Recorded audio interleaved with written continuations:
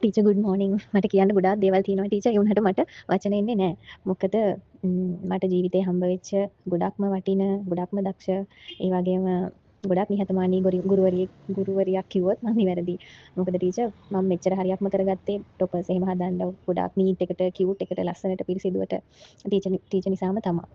ටීචර්ගෙන් ටොපර්ස් විතරක් නෙමෙයි, එතනින් එහාට ගොඩක් දේවල් මම ඉගෙන ගත්තා.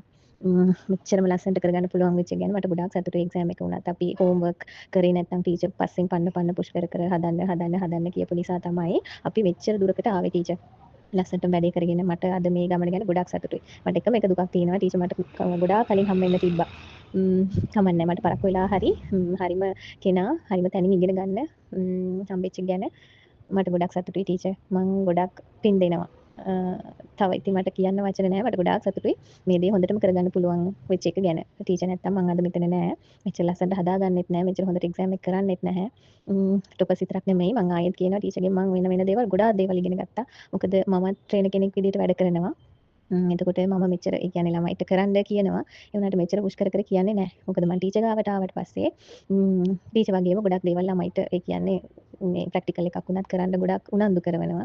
එතකොට එයාලගේ ටැලන්ට් එක එළියට එනවනේ ටීචර්.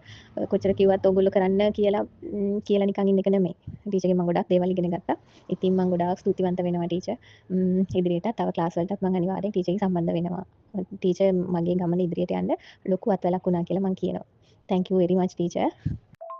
අනිත් එක තමයි ටීචර් මං ටොපර්ස් හැදුවට මෙච්චර ලස්සනට මෙච්චර කියුට් එකට කවදාවත් හදලා නැහැ. මං ක්ලාස් ආවට පස්සේ මගේ ටොපර්ස් එහෙම දැකලා ගොඩක් කට්ටිය ඕඩර්ස් වලටත් හදලා ඉන්නවා. මං හදලා දුන්නා. ලොකු වෙනසක් දැනෙනවා මට.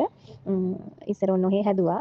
දැන් ලස්සනට හදනවා. මං හිතන්නේ බදුල්ලේ මං වෙන්න ඇති හොඳටම හදන කෙනා කියලා මට හිතෙනවා ටොපර්ස් එහෙම. මොකද මං ටීචර් ළඟට ක්ලාස් ආපු නිසා. මට ගොඩක් සතුටුයි ටීචර්.